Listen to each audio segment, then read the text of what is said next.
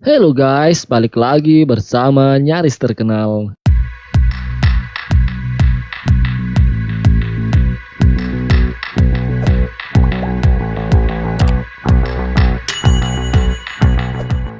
Iran dilaporkan telah membantu membangun kembali industri minyak Venezuela yang bermasalah. Sebagai imbalannya, negara sosialis itu membayarnya dengan 9 ton emas karena sudah kehabisan uang.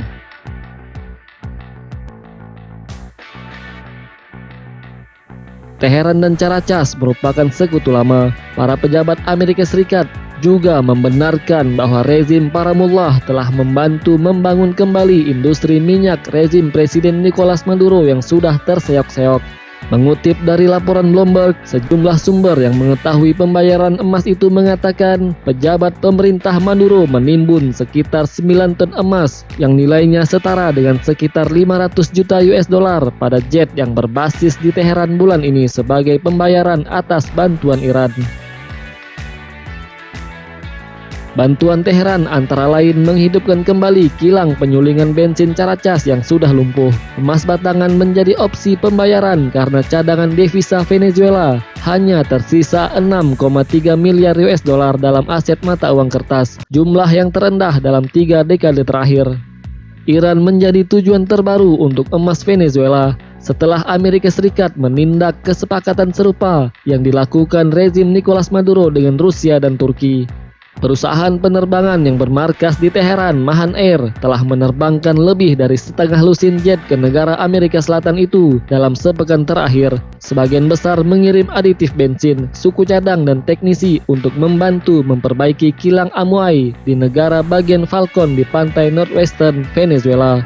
Sementara itu, Mahan Air telah mengirim pesawat-pesawat lain ke bandara internasional di luar Caracas, di mana pesawat-pesawat itu penuh dengan emas batangan untuk dibawa kembali ke Teheran.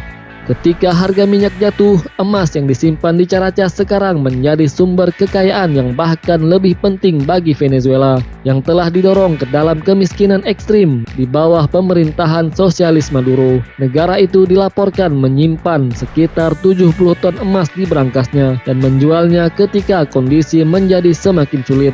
Ketika pendahulu Maduro mendiang Hugo Chavez berkuasa, ia dan pemimpin Iran saat itu Mahmoud Ahmadinejad membuat kesepakatan berbagai proyek energi, pertanian, dan keuangan. Mereka bahkan membuka pabrik perakitan mobil bersama di sebelah barat Caracas.